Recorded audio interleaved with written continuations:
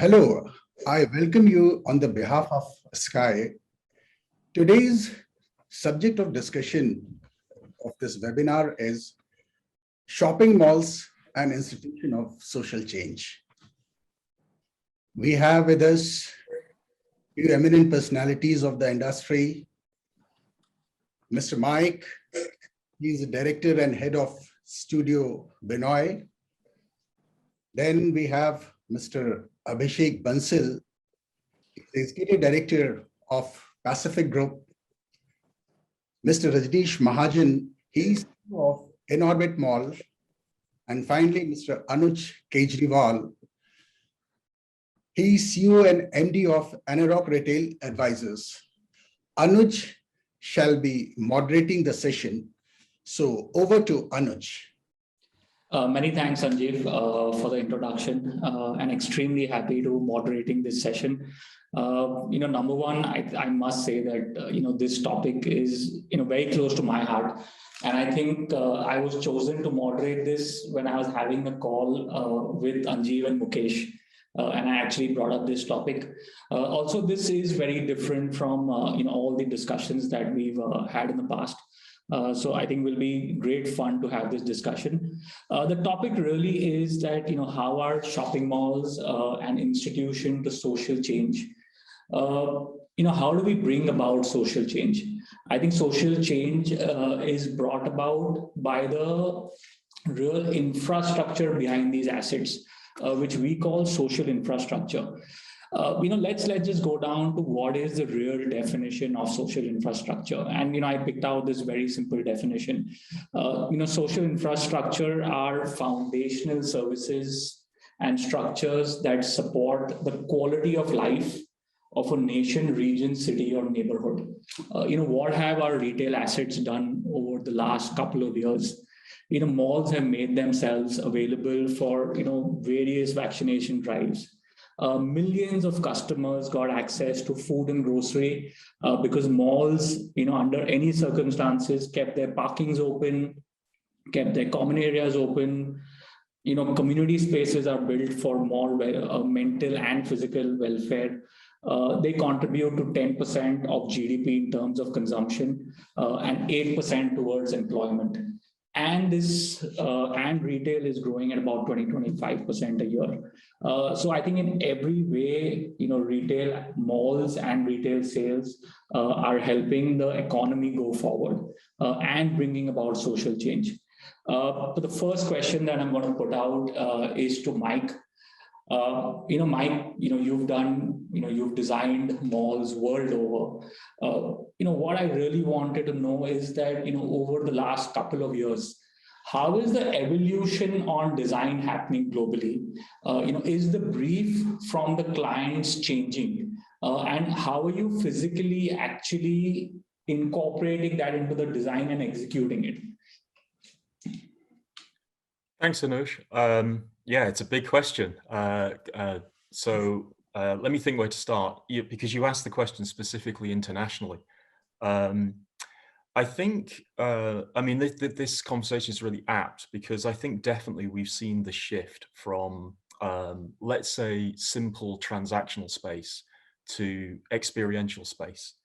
And what we're really seeing is that, it's not really good enough anymore just to design a mall which obeys, the rules that we all know about, retail circuits and anchoring and visibility and what have you. But we're really moving into, I think, a world where people are demanding more environments to interact, whether that means they're walkable, maybe it's a better response to climate, without air conditioning or open streets or what have you. Definitely, I think internationally we're seeing a move towards mixed use. And mixed use is, it's a really broad statement, isn't it? A mixed use can be very wide. You can bring in commercial, you can bring in residential, healthcare, sports, whatever you want. Or mixed use, I suppose, can also mean that the retail itself is changing. We're seeing much more leisure, we're seeing hospitality. And really, I guess what we're seeing is for the retail spaces is that we're moving towards spaces that allow brands to engage with their people in a much more physical, direct, enjoyable way, rather than just simply have space where you can place merchandise. I guess we all know, we've all experienced it. It is definitely something that we see internationally as well as India. Great, perfect. And I do want to pick up a cue from there, Mike, and you spoke about the climate. And my next question will go out to Abhishek, based on that. Abhishek, I know you're doing a lot of transit-oriented developments. There's also a talk about carbon footprint. Is this helping reduce carbon footprint because we're taking malls closer to infrastructure where we can travel? Number one, is this helping in bringing in more people closer? Is this improving tourism in any fashion? So if you can just throw some light on transit-oriented developments. So in terms on the last bit on the tourism, we all know how much tourism India gets, and it's very minuscule compared to even the smaller Asian countries that we visit. So tourism, of course, is lesser, but the transit-oriented developments, of course, help the neighborhood with their method of shopping, and also helps the mall because it increases my weekday traffic. People coming in and out from a metro in the morning or the evening become a natural customer to walk into the shopping center. In fact, I would imagine 50% of my traffic is now using metro in Delhi as a mode of transport, and the rest of the 50% are using either their cars or the bikes or the taxis, etc. So carbon footprint, of course, reduces. The accessibility to the shopping center reduces immensely, and the mall benefits from a balanced footfall through the week. That really helps. In fact, the new bylaws now going forward, the transit-oriented developments will have a lesser ECS requirement for parking going forward, because they've realized that a lot of people do not need their cars to come to a retail destination which is connected or on top or on the bottom of a metro station. So in terms of costing also, in the future, that will be helpful. Oh, which is great, because you're one of the pioneers of doing transit-oriented developments. But really for the larger audience, carbon footprint is one. I think second big one here is that your cost of construction is considerably going down. Pollution is reducing. So it's great in kind of all ways. Rajneesh, let me move the third question to you. India is a consumption-driven economy. A large part of private consumption comes through retail. Do you think the government could have done something different to incentivize, retail assets?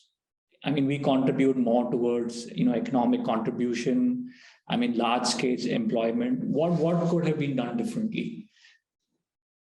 Hi, good afternoon, everyone. Very interesting question, Anuj.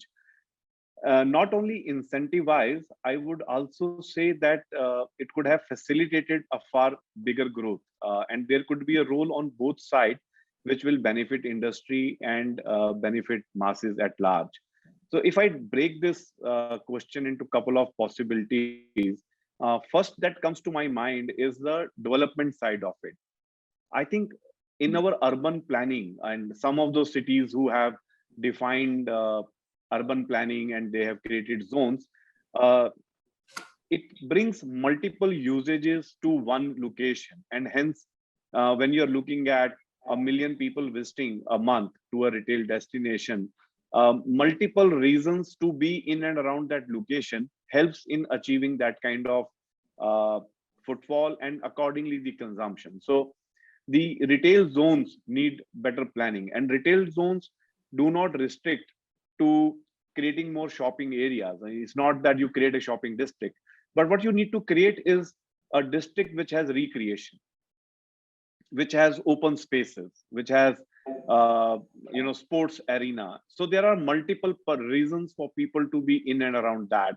And if you see some of the examples which have happened in Delhi, where there is a district development, some of these things have helped, not only bringing 3 malls together, but bringing offices, bringing hotels, and this could have expanded to bringing medical facilities, educational facilities, recreation, open grounds, and all of that put together can bring in lot of footfall and lot of economic activity in one zone, which will benefit the overall city and makes business far more robust. Is one area that comes to my mind where government could have facilitated. So you're really saying that, retail or these community centers that we're talking about should actually become part of the development plan of the city itself. Right. And government should, start to kind of earmark space for these kind of larger mixed use developments. Right. And second part which comes to my mind on development is the bylaws itself. Retail is a very specialized space planning, and there has to be a regulation which facilitates that. You cannot create a retail space under the same bylaws which govern the office development. The purpose is the kind of people coming in, the usage, the goods movement, the storage requirement, the vertical movement, fire requirement, all are so very different. So there has to be more focus on saying, how do I facilitate better quality retail development? Now, if I am going to be governed on the height restrictions in the same manner as an office is governed, it doesn't work. If retail is going to be governed on the footprint of building versus the plot area available as an office, again, it doesn't work because we have more horizontal development, not so much vertical development. And similarly, the bylaws which are governing the operations of these real estate, on a daily basis, the space requirements of the retailers are changing. We have to, within the defined commercial space, we may have to align our walls, create bigger spaces, create smaller spaces. And those kind of things take a lot of time to go back to government and get that plan approval change again and again. Whereas this is a day-to-day operations for us. So some bit of flexibility there to say, okay, without changing any of the fire norms and anything else, if you're combining two shops or you're splitting a bigger shop into two shops, it can be done without any approval requirements. So development can facilitate a lot more ease in creating infrastructure, in running the infrastructure. On financial side, I feel government has given a lot of impetus to ITS on manufacturing, and there are tax breaks, there are rebates on GST, and so some bit of facilitation on retail development. Today, when you put an industry in place, 20, 30, 40 acres of factory may employ 100, 200, 300 people.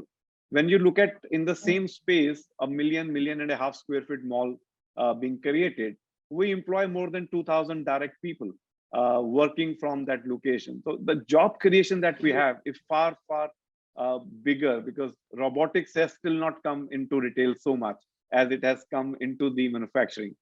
And then it also leads to a very high level of tax generation for government, because the GST on the end product is very high, on the rentals are very high, the property taxes, the power consumption, and all of that revenue goes to the government in far higher scale than compared to maybe a plant or a factory. So we create more jobs, we create more indirect employment, we create more taxes. And it has to be seen that facilitating this development is one big step in that 5 trillion economy target that we have. And it has to link somewhere, saying if we have to reach 5 trillion, and if domestic consumption is a way to go there, facilitation of consumption is a big way to achieve that part of it. And then, of course, there are small incentives and ease of doing business on operating licenses, what retailers have to go through, what we have to go through. All of that can be made easy, and it can be a big facilitation.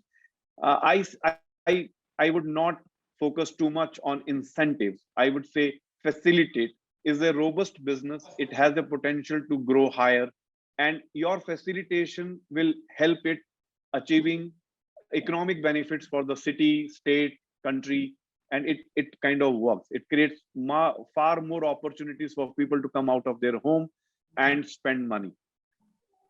I completely agree with you. And, if you actually go back and see some stats, Rajneesh, in terms of, square footage per person in India, for a retail space, we are probably the lowest in emerging and developed economies.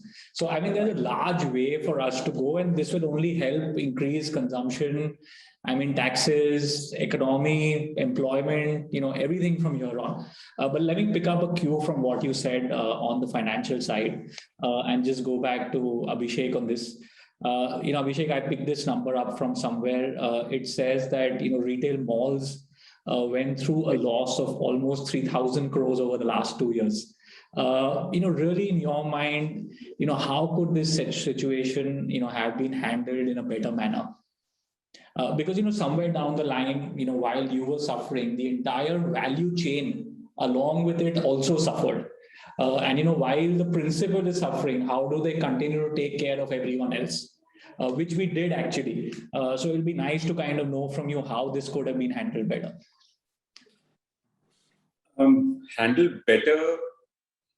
I don't know about handling better because this was new for everyone. I mean, to say that the government could have handled it better or the retailers could have handled it better would be unfair because, everyone was seeing this for the first time.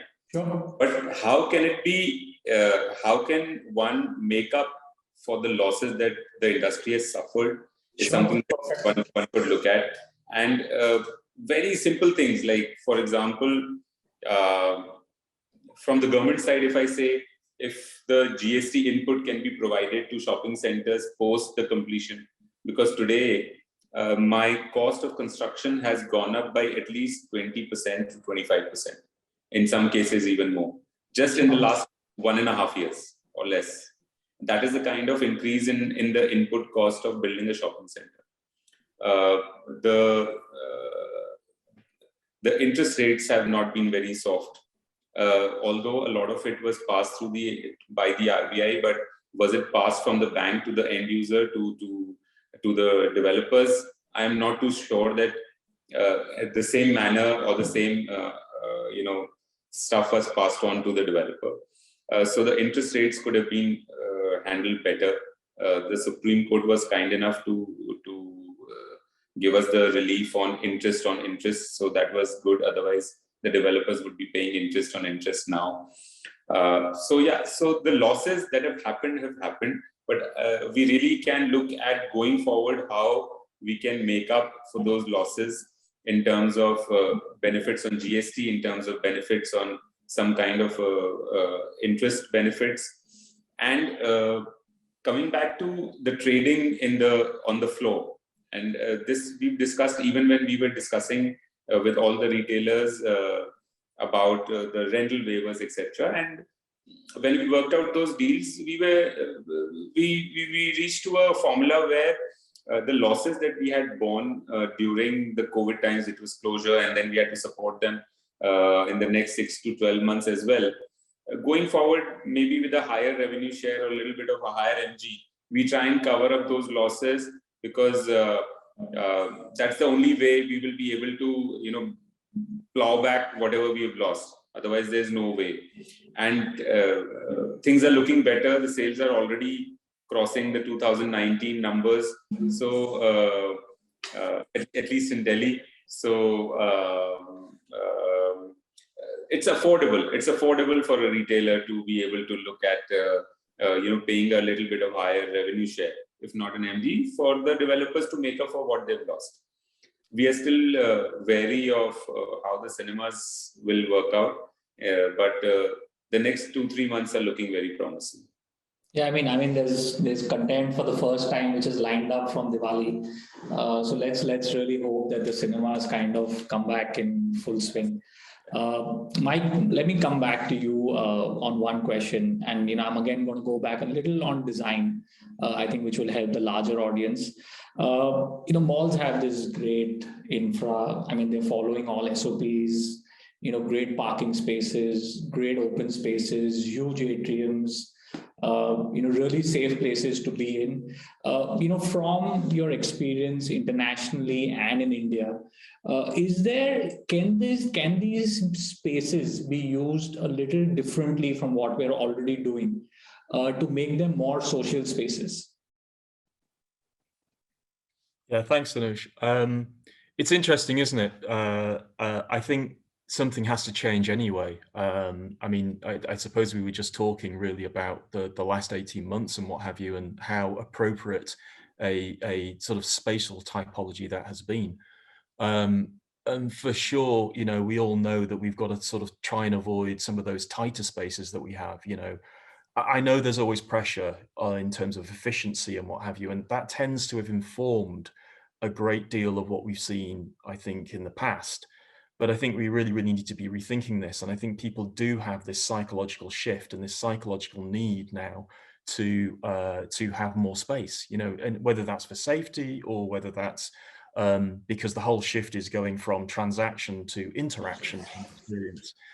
So I would say the typology certainly does need to evolve. I mean, that's a challenge in existing buildings. You know, how do you do that? How do you create more spaces in something which is largely internalized?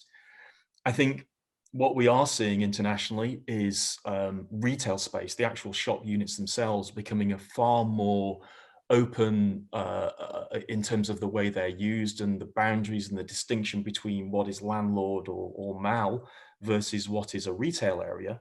You know, with a traditional boundary, that is now starting to disintegrate. I mean, you think of the challenge around certainly a lot of my work in things like department stores. I'm working on quite a few schemes now where we're really, really looking to dissolve that boundary between this is a shop and this is a piece of public circulation, and really actually merge the two so that you almost wouldn't realize, okay, there's obviously branding and what have you to do, but you wouldn't realize that actually you have that solid distinction. And things will evolve around the calendar, even during the course of a day, even during the course of 24 hours, the way a space is used is going to have to evolve and merge. I think then for sure, what we're also seeing in a lot of my work is seeing this is the real shift towards access to fresh air, access to greenery, access to sports facilities, access to spaces which really genuinely improve your mental well-being. Now, whether that's because people feel safer in those spaces, whether it's because people are you know, more conscious of needing those sorts of things, who knows? But certainly we see that in terms of the need for, you know, biophilia, green access to wider spaces which are walkable. And I think part of the environmental concerns that people have, you know, quite apart from, you know, COVID, let's not talk about that, but the whole environmental awareness of trying to actually enjoy open space and city type spaces, and they go hand in hand with internal spaces. You know, sometimes we'll be actually again merging internal and external spaces and taking away those barriers of doors and climate conditioning. So, you know, it's not one size fits all. It very much depends where you are in the world. Do you have a hot climate, a cool climate? Is it temperate? But it is certainly a theme that we are seeing globally. Got it. And, you know, very interesting, but, you know, I'm just going to probably get one more question in over here. You know, a lot of what you said is to do with spaces which are quite big. So you'll probably need more, you know, land space to build these kind of spaces. But, you know, in India, you still don't have as many assets which sit on the periphery of the city, given traffic, given, you know, drive times. A lot of our assets are actually within city assets, you know, with kind of smaller floor plates, not as much land around it.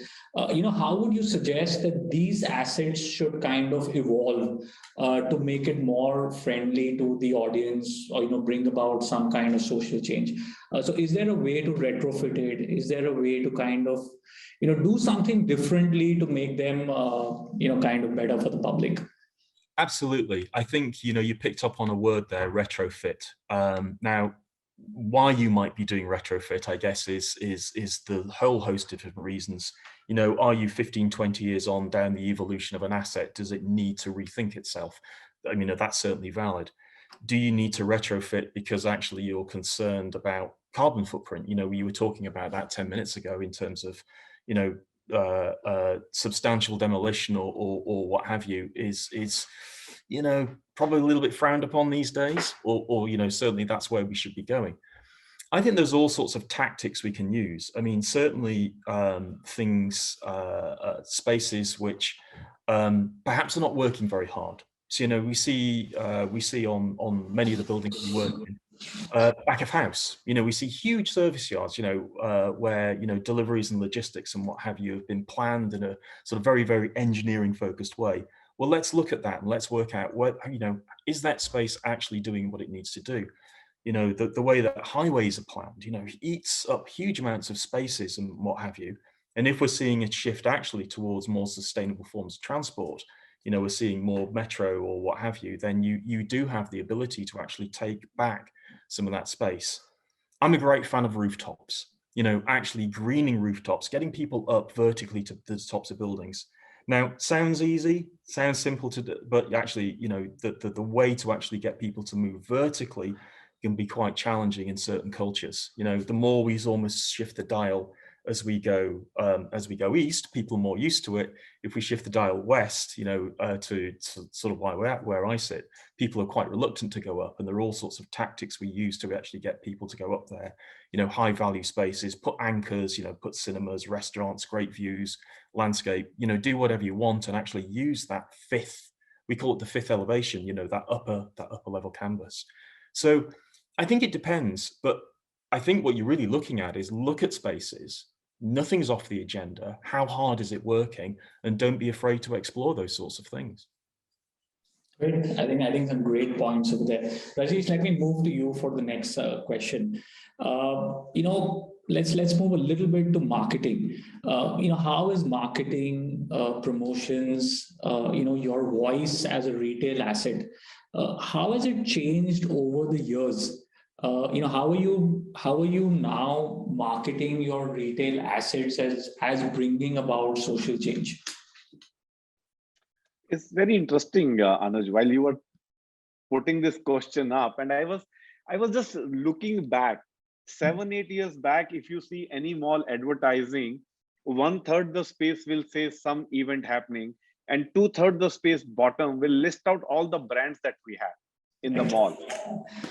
And that was a very standard format for a mall to advertise. We were pushing shopping, we were pushing the number of brands, we were pushing the kind of brands as a marketing agenda. And today, if you look at, we are selling emotion. If you look at any print, you will find there is an emotion which comes out very strongly, then the list of brand. If you look at all the social marketing, you will feel people dancing, you will feel people eating, merchandise more prominent than the brand name. So we are no more pushing what we are selling. We are pushing how do you feel when you are at my mall.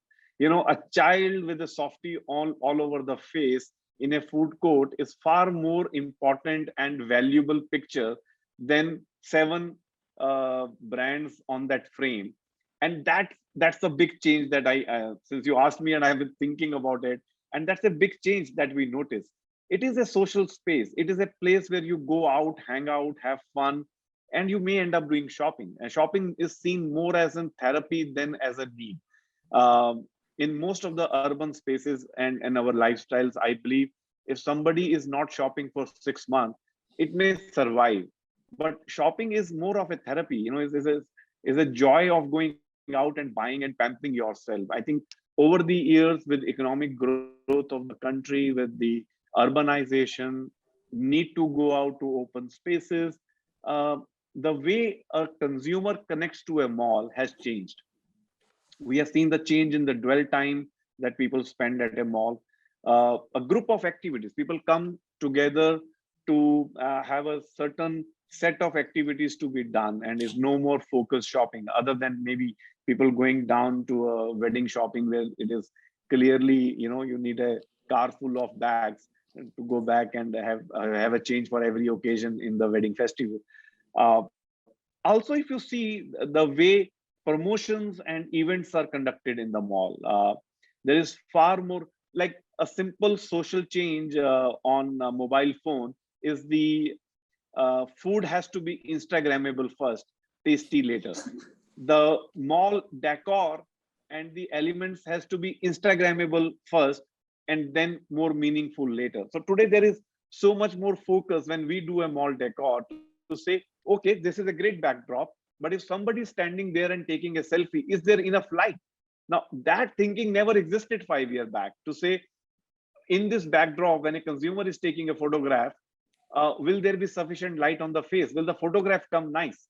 And now we are thinking about it. When we are looking at the setups, we are creating frames so the customer can go behind that frame and get a photo frame, a photograph which they can boost on their social media and they talk about it. So you enjoy it.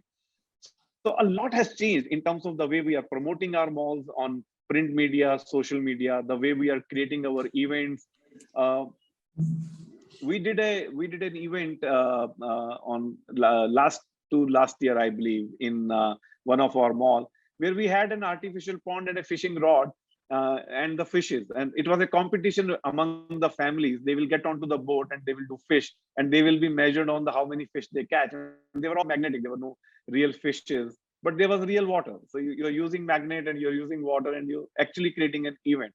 Recently, we did a decor in Inorbit, New Bombay. We created a garden. The influencers and the bloggers that we invited to cover it, they spent 3 times more. They spent 3 times time at the venue just to create more photographs, and it was not paid by us. They said, okay, you have given us whatever we have to do, but they did triple photographs, and they did huge number of poses, different poses, and they posted it. And because of the quality of decor and the quality of the garden that we created, we got far more coverage. So it's all about emotion, it's all about fun, it's all about engagement now, and it's no more about shopping. You won't find anybody advertising saying, I have, these 60 brands with me. You have those key brands. You may talk about a new brand opening, but there's a complete shift in how we connect to our consumers now. I think great. I was actually looking for the word engagement, which you used right in the end. And really, I think going forward, I think engagement is really the key word. But nice to know. I think the narrative of malls has changed over a period of time. Second, I must appreciate the passion with which you have answered this question on this one. But I'm going to have a little bit of fun and go back to mine. It's my bread and butter, Anuj. I dream, think, do that only. Yeah. But how to connect, how to engage. So let's have some fun. And I'm going to move this a little bit from social infrastructure to social media. And I want to ask Mike, are places being designed differently, Mike? Keeping the amount of young population which is now on social media, is there a way that they're engaging not with the retail asset but with themselves in a very different way? And again, for the larger population which may be viewing this, I mean, is there something differently that can be done to engage the millennial population more? Yeah, thanks, Anuj. It's well, simply yes, there is. We spend a great deal of time actually when we set out to design a mall, actually understanding who the generation is. Is it Gen Z? Is it Gen X? Alphas. We're even looking at the younger generation, the kind of 5 to 6 year olds, because in 5, 6, 10 years time, they will be the customer. I just wanted to pick up on a point just before I go any further that was being made about how things are marketing, because I think it tells us something as well. We get involved all the time in sort of the naming of centers, and how the signs will appear and what have you. And we've seen a big shift from, if you look at words in the past, you get gallery or plaza or square, or something like that, which described a thing, a space or a typology of building. What we're now seeing, which is really, really goes to the point that Rajneesh was making, is that actually we're now seeing the centers named as verbs. So we get things like graze or dwell or mood as the names for centers. And it really actually shows us that idea that it doesn't matter what's for sale, it's about how you feel. I think that's what Rajneesh was saying, is what are we going to do within this asset to create a type of emotive response? I think certainly what we're seeing is a huge demand for centers that have that Instagram moment. You can't just create a center that could be anywhere. It has to be culturally relevant. you can't have something that's an icon. You can't say something's iconic if it's repeatable. You know, so when we say iconic, and this word gets used an awful lot, we do mean that it has to be of that place, of that moment, of that culture. And we go to a long, you know, we do a lot of work to actually make sure that that happens, whether it's the, you know, the colors, the materials, the cultural references that we use. This center that's behind me, for instance, this is in Thailand. And we went to extraordinary lengths to actually make this center of the moment. You know, so actually it talks about water and the river markets. It talks about the lotus flower because that's the, you know, the flower of the country. It celebrates the Krathong festival and what have you. So lots and lots of things that we weaved into this particular center, as we do for lots and lots of our centers. And I think that sort of engagement, particularly with the young people, it is actually, you know, Rajneesh makes the point, it has to be Instagrammable. It has to be, you know, you need to be sharing this digitally with your friends. And so if we're not creating environments, which is not about, you know, a parade of shops, it's about a moment, it's about an experience. I am here, I'm here, you know, with my group of friends, with my social structure. That's really the challenge to us, increasingly so. And, you know, it goes back to that idea that we do need to create, you know, spaces more than buildings in what we're doing.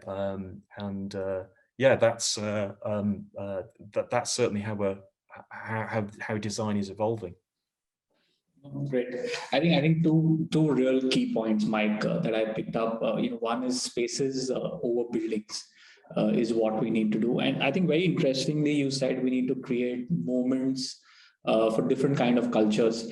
And Rajneesh, I'll probably come back to you, and then I'll close with Abhishek on the last question. I mean, you've got about, you know, multiple assets which are in different parts of the country, and I can tell you all of them have different cultures. You know, just as an advice, you know, new mall developers, current mall developers, what do you think they should do differently to comply with the local culture of that market? I mean, you know, some snippets and some points. So, Anuj, interestingly that we have seen a lot of focus we gave to each micro market and tried to pick a lot of local food and local ethnic wear and local retailer. Somehow we realized it didn't work. When people come to a mall, they look at a mall as a uniform and universal asset. It is not a local asset. So a mall is a very aspirational product, and it has to you know, have higher level of quality of interiors, and it has to have a wow factor, and it has to make people feel proud about it. So I remember I was having a discussion with Abhishek about tier 2 towns, and he said, in Dehradun, we have made that asset as a pride of that city. And that's the exact quote unquote. I went back to my team. I said, you have to do things to make Baroda.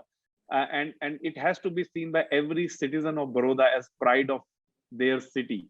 And we did a lot of work on that. We 2 years, then COVID happened. In 2 years, we ran a modeling competition, and people who shortlisted through a judgment, which was done by professionals, we used them as our face of advertisement. So all marketing advertisements that we put up in that city hoardings, we use their photographs. So there is a next door boy on the hoarding up there promoting and talking about Inorbit.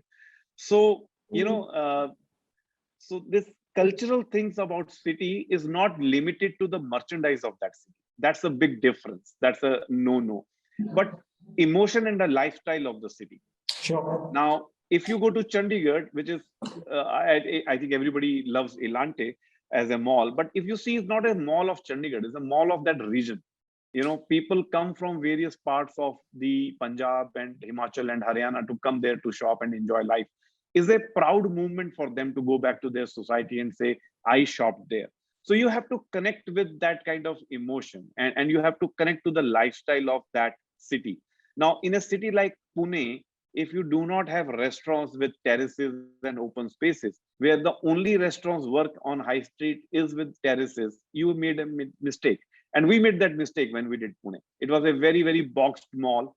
And we struggled on that because our food and beverage couldn't do as good as maybe some of the high streets could do. So it has to be connected to the lifestyle, to the social thinking of that city. Now, it's very difficult to decipher that, but if you look at city, you will say this city behaves this manner. There's a character to that city. There's a social thinking about that city, which every city citizen takes pride in. So you have to connect to that, and that's where you make it relevant for that micro market or for that city as a mall. So really what we're saying, Rajneesh, is that I think that aspirational emotion is really one key factor. Second, what I gather is that, when patrons are going to the malls, what they're really looking is for that wow factor, or, they're looking at malls as a universally saying that this is the place that I want to go to. In their mind, all of it is supposed to look like a 5-star hotel. I think the way things are now kind of going. But to my mind, I think somewhere would it be true that the F&B part of the mall is really which kind of brings it closest to the culture? The rest of the fashion brands may be kind of common across, but does F&B kind of bring it a little closer to where they want to sit culturally or have that connect with the mall? I'm not very sure, Anuj. It again has to go back to city and see what they're aspiring to, because you are in product which is aspirational. Now, in Gujarat, our mall in Baroda, the only food and beverage that restaurant that we shut was the Gujarati thali joint, and not the North Indian non-vegetarian, which continues to grow year on year. Wow. So while people believe that Gujarat is about vegetarian, the thali joint couldn't attract so much business when a guy who's selling hardcore chicken tikka and butter chicken is growing year on year. So sometimes the answers are not as simple as it seems to us.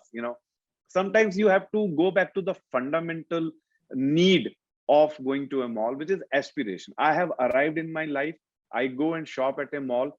I am up in the social strata. And when you connect to that emotion, some of the things automatically change. It's my learning over the years that I have seen what works, what doesn't work. That's amazing, because I would have imagined that the thali place should have ideally done the best job. But I think I'm agreeing with what you said the last time, that the thali joint is actually available across the city.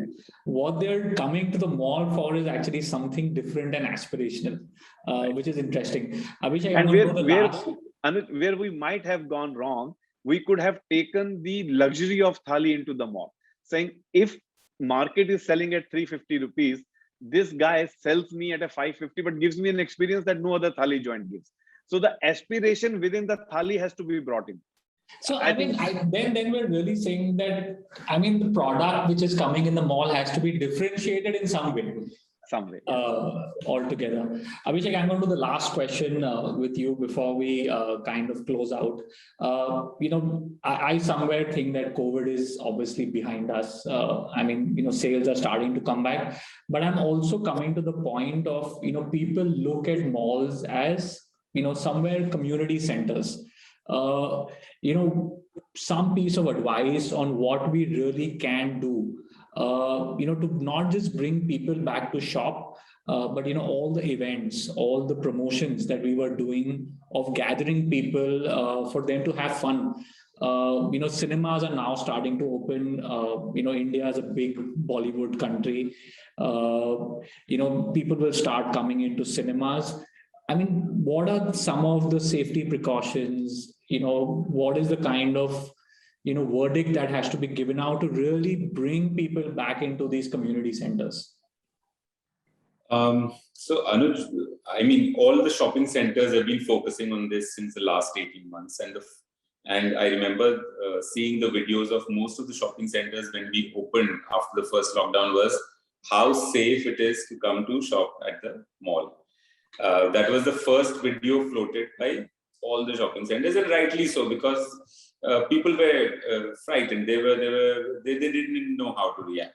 So sorry, if I can just add to what you're saying. And I remember I had gone to a mall in Bombay, and when it opened, it said you need to be double vaccinated to go in. Unlike many other locations that I went to, I actually saw that mall, turning back numerous customers because they were not double vaccinated. And I can tell you it didn't happen in a lot of other locations. But I think malls kind of followed that SOP till the end.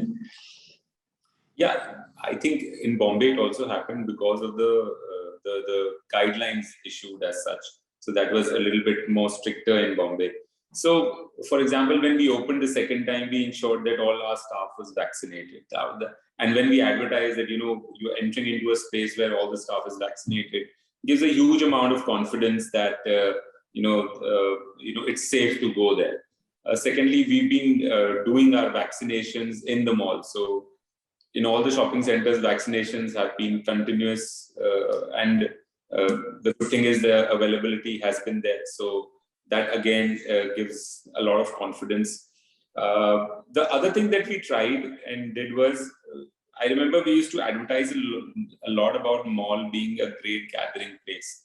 And immediately after the COVID, we had to backtrack on that statement because we had to avoid the word gatherings. And it became the word that people, used to avoid. Ki gathering hai to nahi jana. Social distancing hai, gathering hai, that is not where we want to be. So suddenly we have to look for a new word which is far from gathering, but also has to say that you come to a mall. So we tried this in our mall at Dwarka, and it worked very well. Over the past couple of months, what we've done is we've picked up, events which are very community based. So, for example, we did a event with the Bengali community on Puja.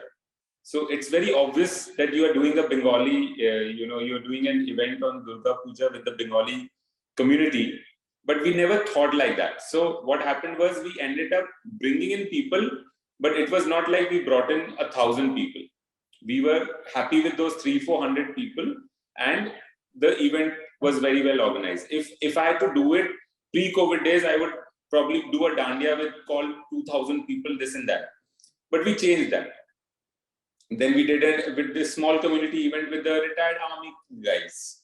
And slowly we started building up events which we cap at say 200 people, 250 people in a larger area, which used to accommodate 500, 600, 700 people. So people have started feeling safe. Then we did an event with the ISKCON guys. Again, 200, 300 people in a larger space.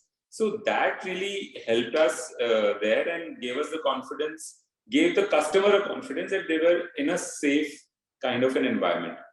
Plus the usual protocols of testing your temperature and sanitizing this and that, all of that was obviously there. No, great. And I think with this, I'll probably bring it to an end. I really want to thank Abhishek, Rajneesh, and Mike. I think for all their wisdom that they've kind of given out to all of us. With that, Anjeev, I'll give it back to you for closing statements.